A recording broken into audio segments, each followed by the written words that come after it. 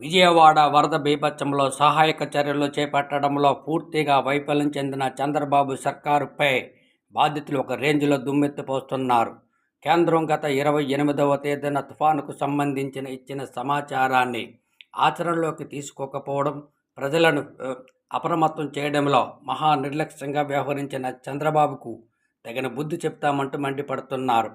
కృష్ణా నదీ పరివాహ ప్రాంతంలో ఉన్న నీ ఇల్లు మునిగిపోతాదని తెలుసుకొని ప్రకాశం బ్యారేజ్ గేట్లను అర్ధరాత్రి సమయంలో ఎత్తించి మా ఇళ్లపైకి వరదను పంపించి మా కుటుంబాలను చిన్నాభిన్నం చేసిన నీకు ఆ భగవంతుడు తగిన శాస్తి చేస్తాడంటూ శాపనార్థాలు పెడుతున్నారు. నీకు ఓట్లేసిన పాపానికి మా బతుకులను బురదమయం చేస్తావా అంటూ కంటతడి పెట్టుకుంటున్నారు. వరద ప్రవాహంలో కొట్టుకుపోయిన నా అనుకున్న వాళ్ళందరూ ఉసురు తగులుతుందని తీవ్ర ఆగ్రహం వ్యక్తం చేస్తున్న బాధితుల ఆర్తనాదాలు అక్కడ వారిని కంటతడి